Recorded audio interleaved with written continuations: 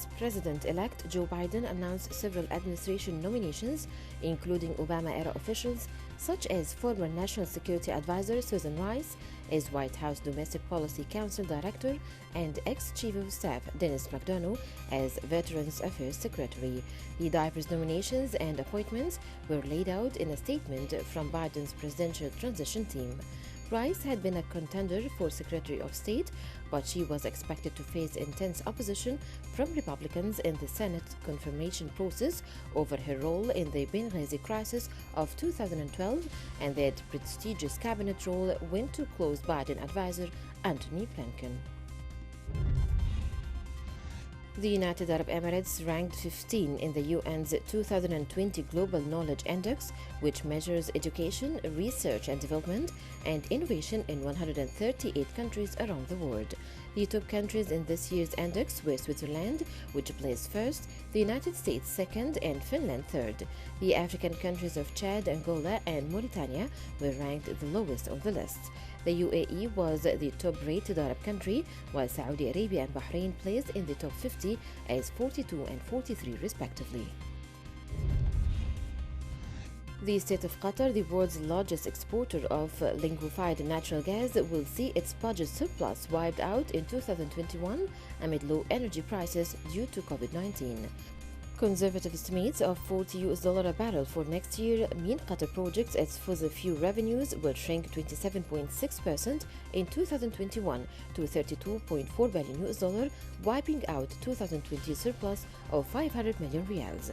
Qatar's gross domestic product will decline by 2.6% in 2020 because of the spread of the COVID-19 virus and the decline in energy prices.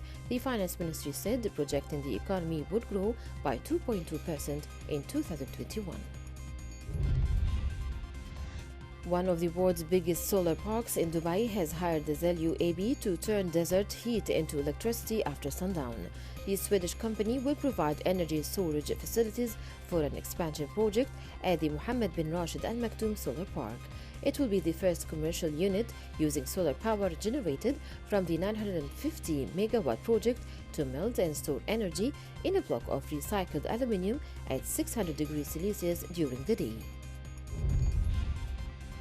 Google racked up another record European Union fine, this time a €100 million, which is $121 million penalty from France's privacy watchdog over the way it manages cookies on its search engine. The companies were given a 3-month ultimate to make changes to the information they provide to users or face additional daily fines of €100,000.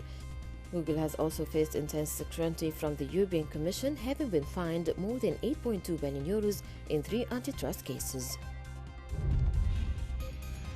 The coronavirus pandemic and the Black Lives Matter movement topped the list of conservation topics on Twitter in a tumultuous year.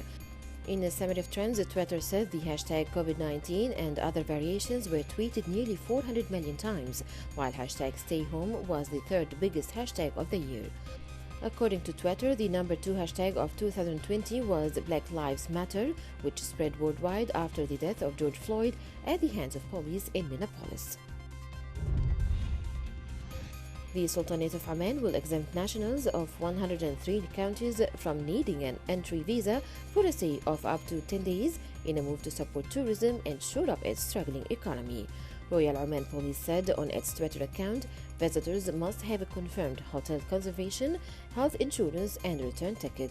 Currently, only citizens of 5 GCC countries can enter without a visa, while New Zealand nationals can spend up to 3 months in Oman and enter the country on a visa without paying any fee.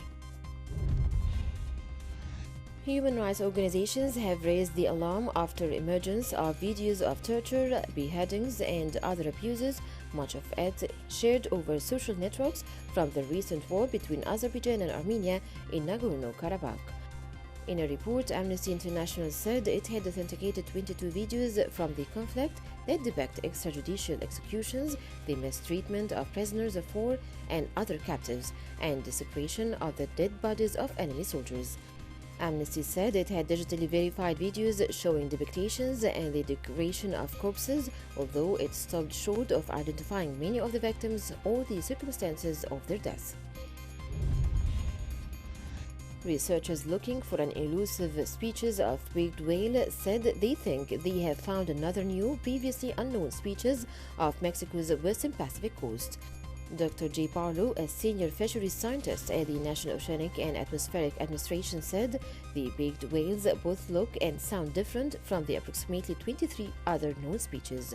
The team was sailing with the Sea Shepherd Conservation Society in mid-November in hopes of identifying the source of an unidentified coastal sign.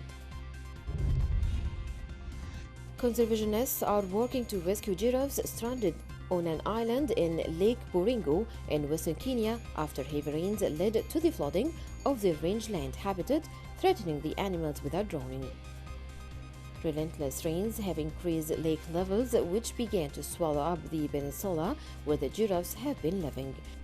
The conservationists used the barge to transport one of the giraffes the 4 miles to its new home, a 4,400-acre fence sanctuary within the 44,000-acre Rook Conservancy. Scientists may have solved one of the paleontology's enduring mysteries, the evolutionary origins of the flying reptiles called Petrosaurus that ruled the skies at the same time that dinosaurs dominated the land. Researchers said on Wednesday a poorly understood Jurassic period reptile group called Logipithecus, known from a few partial skeletons from the United States, Argentina, Brazil, and Madagascar, appears to have been the evolutionary precursors to Petrosaurus. Logipithecus, first appearing about 237 million years ago, were generally small and may have been bipedal insect eaters. A new study suggests that orchestra players and chorus members can stand a little closer to each other with no safety concerns. According to the German news agency, the Bavarian Radio Symphony Orchestra announced that a study in which it participated with researchers from the university hospitals in Erlangen and Munich in South Germany found that musicians should keep a significant distance while standing face to face. In order to test how wind instruments sprays out aerosols, the researchers used the main components of e-cigarettes, usually exhaled, to determine the spread of emissions. The Russian Hermitage boasts about sheltering over 50 cats and pampering them with food, a dedicated washing machine, and great health care. The cats even have a page on Wikipedia like influencers.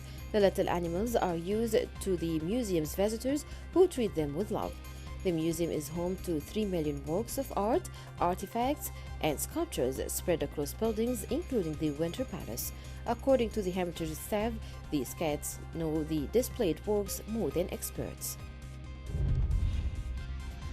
The Netherlands National Art Institution, the Rijksmuseum, is to open its first major exhibition telling the stories of slaves and the Dutch people who enslaved them, as its director backs a government initiative to return thousands of looted treasures to former colonial lands.